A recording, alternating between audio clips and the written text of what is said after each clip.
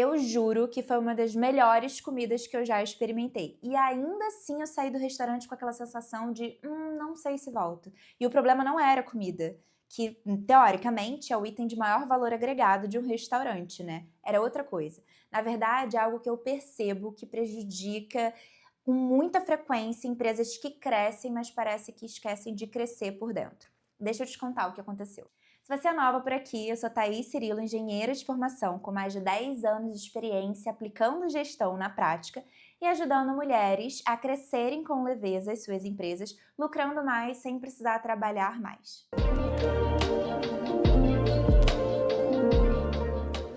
E no vídeo de hoje eu vou te contar uma experiência que eu tive num restaurante de excelência, mas que me fez pensar num problema que pode sabotar empresas em crescimento. E se você quer continuar descomplicando a gestão do seu negócio, não esquece de se inscrever no canal. Vídeo novo toda semana ensinando gestão sem complicação para empreendedoras e empresários. E aproveita e deixa o seu like para ajudar que esse vídeo alcance mais mulheres que querem crescer do mesmo formato sem usar a própria vida como combustível.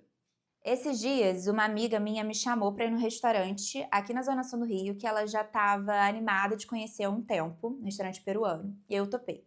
Lembrando que foi o dia do final da Copa do Mundo dos Clubes, e no restaurante do lado, literalmente na mesma calçada, tinha um telão que passaria o jogo, porque isso era umas 2h pouca da tarde. Então você já consegue imaginar qual era o restaurante que estava lotado, né? Tudo bem, a gente chegou e o ambiente era super agradável, o restaurante lindo, todo decorado com essa pegada de comida peruana, de fato. E a gente sentou logo na calçada ali, na área externa, tava tranquilo, início da tarde.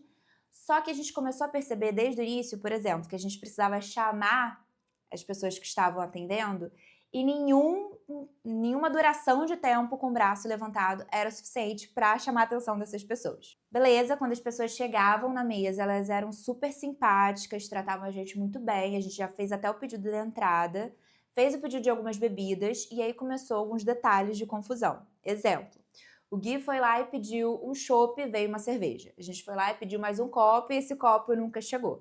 Percebendo isso, logo após o pedido da entrada, a gente já resolveu pedir o prato principal para não ter mais nenhum problema e a gente estava também de olho no horário do jogo, por isso a gente sentou ali fora, para se precisasse, assistir do lado.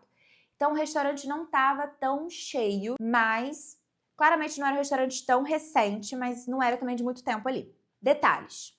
Teve essa questão da bebida, não tem problema nenhum, a gente fez o pedido. E aí, quando a comida, o prato principal chegou, muito bem servido, prato assim, literalmente maravilhoso, já era possível comer com os olhos, senão a gente ficou com muito desejo.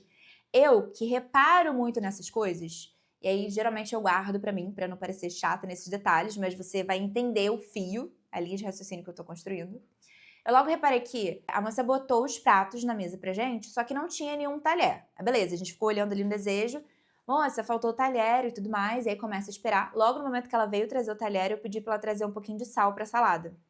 E esse sal só foi chegar, eu já tava, sei lá, na metade do prato. Vem um talher, depois vem outro, e papo vai, papo vem, a gente comendo. O restaurante do lado começa a encher mais ainda. E eu sei que a gente foi comendo, não deu pra comer tudo. Tinha muito bem servido, de fato, a comida era deliciosa, muito bem servida. Entenda porque eu tô repetindo isso. Sei que no final, vamos embora, vamos pra outro lugar e tudo mais. A gente não conseguiu comer tudo, então a gente pediu pra colocar um pouquinho pra viagem, que era o suficiente, assim, pra uma janta. A gente pediu pra colocar pra viagem e, por favor, a continha. Nisso passa, beleza, tira os pratos, passa 2 minutos, 5, 10 e nada da conta, até que a gente relembra a conta e a moça vem com a conta. Muito estabanada. Detalhe, parêntese, nisso, a minha amiga que tava comigo, ela começa a reparar e comentar com o Gui ali que, cara, tem uma moça lá dentro que parece estar chamando atenção e nervosa, inquieta e vai pra lá, vai pra cá, a gente na nossa. Todo mundo muito bem observador ali na minha mesa. E chegando mais um casal de amigos, por aí vai. Eu sei que na hora que a moça veio trazer a conta pra gente, eu comentei, eu caí na cilada de comentar assim, muito obrigada e tudo mais. A comidinha que a gente botou pra viagem, você consegue trazer? Ela deu uma pausa, sabe aquela pausa constrangedora de 5 segundos que ela olhou pra mim? Claro! Qual que era o prato mesmo? Aí eu logo percebi, eu falei, tem coisa aí? Nisso o Guilherme falou assim, não, quer saber? Nem precisa, não se preocupa, a gente nem vai esperar ela. Não, vou lá pegar um instantinho. Claramente não era um instantinho, a gente pagou a conta, ficou ali esperando, meio sem graça, de levanta, o que que faz? A moça entrou, assim, meio que correndo, E passa mais 5, 10 minutos, por aí vai. E depois de um tempinho, ela voltou com uma marmitinha super quente, falando: olha, comida super fresquinha. Me desculpa fazer vocês esperarem, porque de fato, além da comida ser excelente, era uma extrema simpatia das atendentes.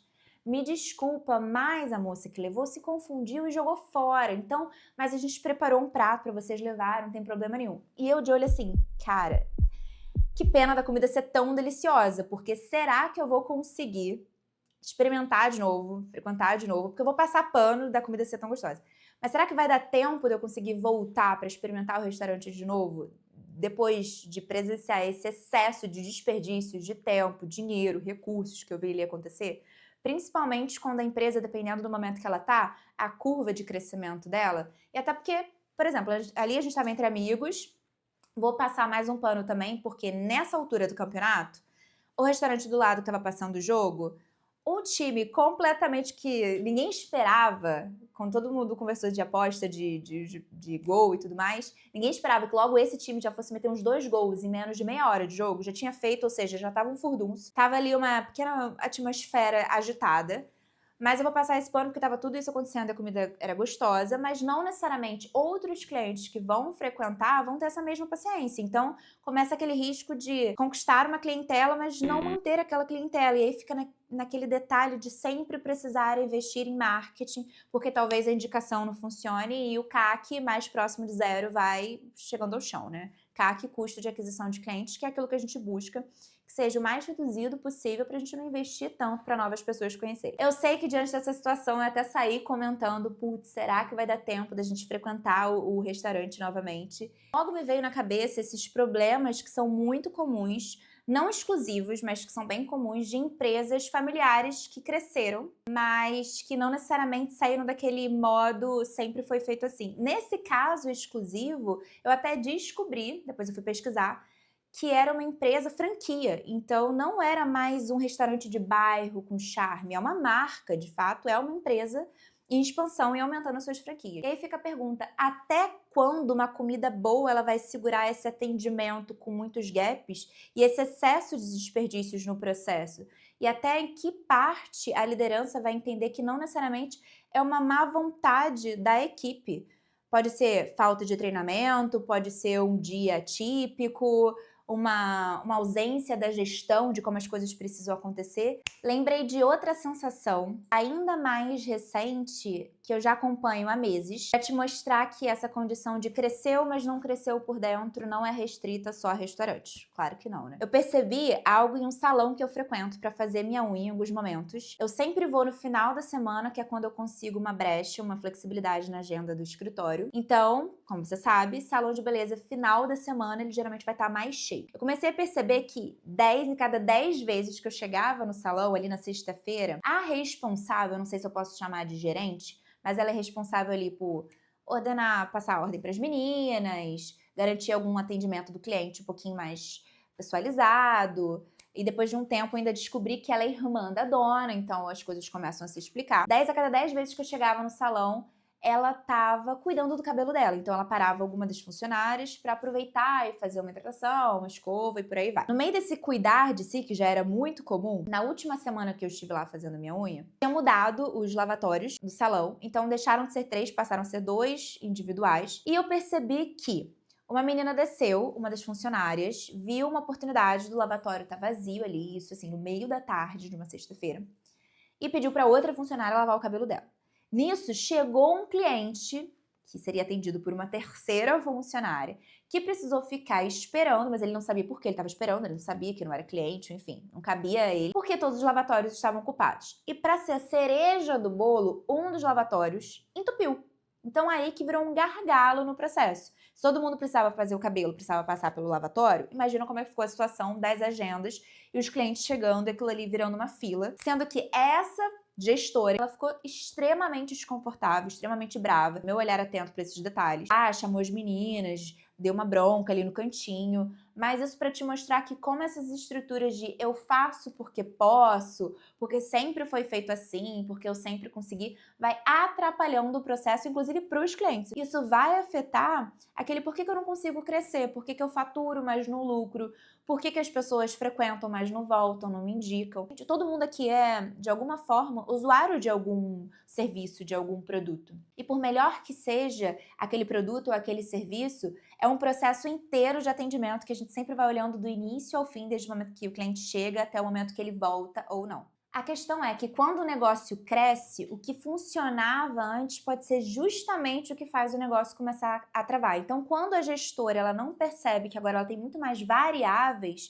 que estão acontecendo ao mesmo tempo, principalmente quanto mais clientes você for tendo, quantas variáveis você precisa gerenciar e ter conhecimento claro fora da sua cabeça, isso pode fazer você perder uma reputação, dinheiro, energia, tempo, ao invés de ter somente um excelente produto ou serviço que tem essa percepção de valor traduzida pelo cliente. Outra coisa, gosto de ir muito pelo diagnóstico, de só analisar e falar que falta algo. A falta de, ela pode ser uma percepção antecipada de que é só aquilo que pode resolver o problema. Então, se falta um sistema, eu só vou resolver se eu colocar um sistema. Se falta uma definição clara de papéis e responsabilidades, eu só vou resolver quando eu tiver esse documento. Quando, na prática, a gente pode estar mascarando causas raiz, uma causa raiz, e até mais ações que a gente vai precisar fazer, principalmente quando eu falo de comunicação, não só do lugar de falar, mas de ouvir também. Então, para você que está empreendendo e está sentindo que o seu negócio começou a apresentar mais problemas complexos, fica um convite.